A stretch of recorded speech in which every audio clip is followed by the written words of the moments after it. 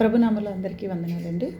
మనము చిన్న వాక్యం చూసుకుందామండి. తిమోతికి రాసినటువంటి మొదటి పత్రిక 2వ అధ్యాయంలో మనము 12 నుంచి మిగతా కింద వచనాలు చివరి వరకు చూసుకున్నట్లయితే అండి, చాలామంది స్త్రీలు ఇప్పుడు మనము వాక్యం ప్రకటించే స్త్రీలు కానీ మరి ఇతర స్త్రీలైనా కానీ ఎవరైనా కానీ మరి ఏ భక్తి కలిగి ఉంటారో తెలియదు, కానీ దైవభక్తి కలిగి ఉన్నటువంటి స్త్రీలు ఏ విధంగా ఉంటారనేది బైబిల్ గ్రంథంలో చెప్పబడిందండి.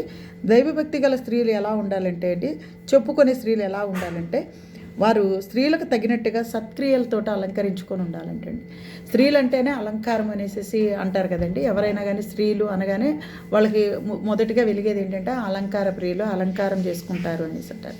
కానీ బైబిల్ గ్రంథంలో దైవభక్తి గల స్త్రీలు ఎలా ఉండాలి అని మీరు చెప్పుకుంటూ ఉంటారు కదా, ఆ స్త్రీలు ఒకసారి చూసుకోవాలి. సత్క్రియలు కలిగి ఉండాలంటండి. సత్క్రియలు అంటే ఏంటంటే ఎప్పుడు మంచి చేయడానికే, మనకి చెడు చేసినటువంటి వారికి కూడా మనం అవకాశం వచ్చినప్పుడు మనము తప్పగా వారికి కూడా మంచి చేయాలండి, సత్క్రియలు చేయాలి. కొన్ని చెడు చేసిన వాళ్ళకి పక్కన పెడితే, కానీ ఎల్లప్పుడూ ఏం చేస్తూ ఉండాలంటే వాళ్ళు సత్క్రియలు చేస్తూ ఉండాలని బైబిల్ గ్రంథం చెప్తుందండి. తమ్మును తాము ఎలా ఉండాలంటే అంటే తగ్గింపు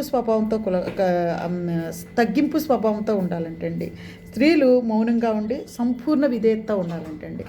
మౌనంగా ఉండాలి అని అంటే అది స్త్రీలు ఎలా ఉండాలంటే మౌనంగా అంటే కొన్ని విషయాలు, కొన్ని ప్రత్యేకింపబడిన విషయాల్లో ఖచ్చితంగా స్త్రీలు మౌనంగా ఉండాల్సిందేనండి.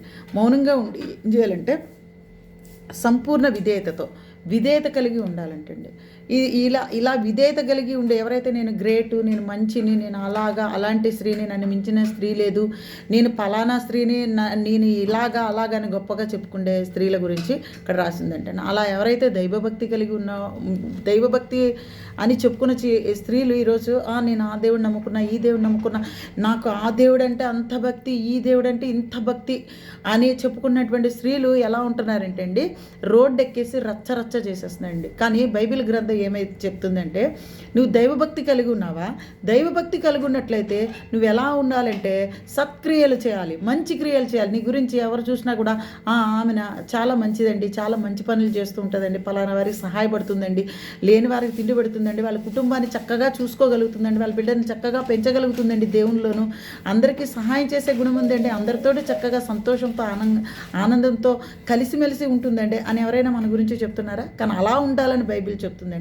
ఈరోజు దేవుని కోసము పోరాటాలు అనేసి, ఆ దేవుని కోసం పోరాటం, ఈ దేవుని కోసం పోరాటం అనేసి రోడ్లకి ఎక్కేస్తున్నారండి. మహిళలు రోడ్లకి ఎక్కేసేసి రచ్చ చేసేస్తున్నారండి.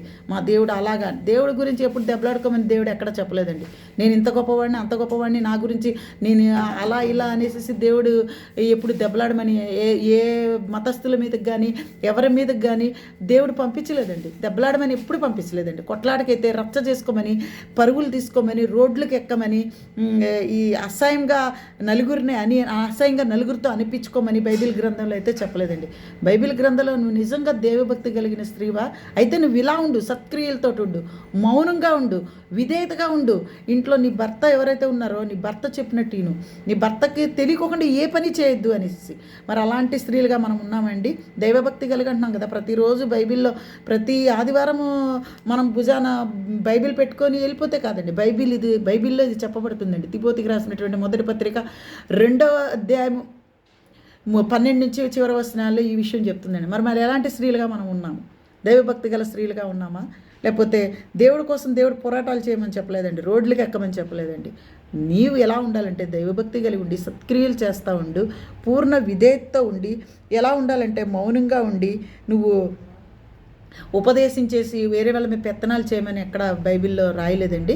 నిజంగా బైబిల్లో దేవుని, క్రీస్తు ప్రభుని నమ్ముకున్న వారైతే, జీవం గల దేవుని నమ్ముకున్న స్త్రీలైతే ఇలా ఉండాలని చెప్పిందండి. రోడ్లకు ఎక్కాలని లేదు, విధేయతగా ఉండాలని చెప్పింది, సత్క్రియలు చేస్తూ ఉండాలని చెప్పింది, మంచి మనస్సు కలిగి ఉండాలని చెప్పి బైబిల్ వాక్యం హెచ్చరిస్తుందండి.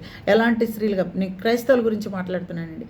ఈ లక్షణాలన్నీ మనలో ఉన్నాయా? అయితే నువ్వు ఖచ్చితంగా దేవుని మెచ్చినటువంటి స్త్రీవేనండి, గాడ్లీ స్త్రీ అనండి, దేవునిలో ఉన్నటువంటి స్త్రీగానే ఉండండి. ఎలాంటి స్త్రీగా మనం ఉన్నామనేది మన ప్రశ్న వేసుకొని ఈ చిన్న వాక్యంతో నేను హెచ్చరించుకుంటూ మిమ్మల్ని హెచ్చరిస్తూ ముగిస్తున్నాను. వందనాలండి.